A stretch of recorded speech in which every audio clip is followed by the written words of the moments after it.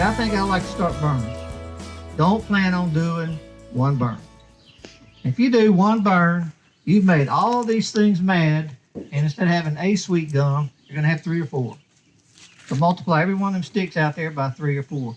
Burning is something that you're gonna have as a program. And I'm gonna burn every 2 or 3 years stuff, and you're gonna get these desirables.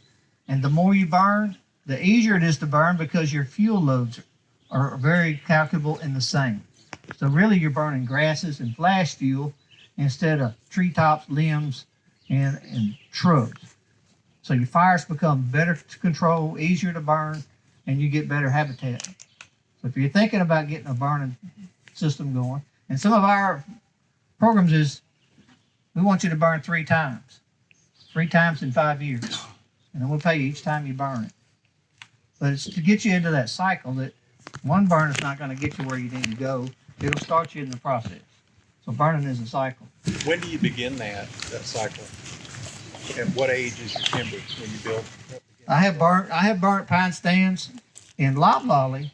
You're probably looking 12 to 15 years. I have backfires through them. You don't want to get a head fire through them because you got 12 to 15 years of needle fall and vines, and those needles are hanging top to bottom. So you got ladder fuel from the top to the bottom. So you don't want a fire heading into it using a head fire.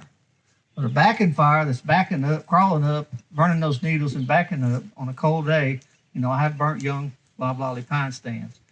Generally, they start them around the time you're going to start thinning in loblolly. And longleaf, you can start burning the 2nd year after they're planted. It's more of a fire species. So you can burn it in those winter times when it's 2 years old, on up as it keeps going. The only time you don't want to burn in the longleaf is when it's young and it's candling or getting new growth, and you'll see the white tips coming out of the new shoots because those are sensitive.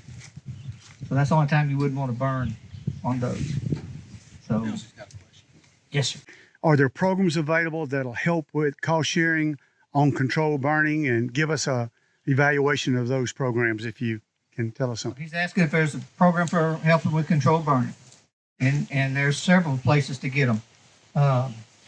The NRCS has several ways. In our EQIP program, we will pay you to do controlled burning. To burn a stand like this, you know, in a pine stand, we'll pay for those. If you have clear cut and piled up your trash and you want to plant, we can pay you to burn that slash down before you put the trees in the ground. Under our conservation stewardship program, we've got burning programs what we call burning on a short cycle.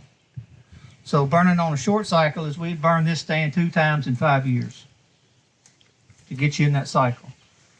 We have another program that's burning sequentially. So what we'd like you to do is like Tim was talking about, I got 3 blocks, is to burn block A 1 year, burn block B the 2nd year, burn block C the 3rd year. And start seeing, because you can see this has just been burned, and you saw the one that was burned a couple years ago. Had a little more vegetation and stuff in there. And so you start looking at the difference of the vegetation over those 2-year, 3-year cycles. So we have both of those programs. The state of Louisiana also has money to do burning. Their program you apply for through the Louisiana Office of Forestry in the springtime, and by May, 1st of June, they announced their awards. But with them, you got 1 year to spend the money. In terms of a landowner that wants to burn, he goes to NRCS, will half the cost be paid, 75%, 90%? We have a set fee that we're paying, so many dollars an acre, depending on which one of those you get into.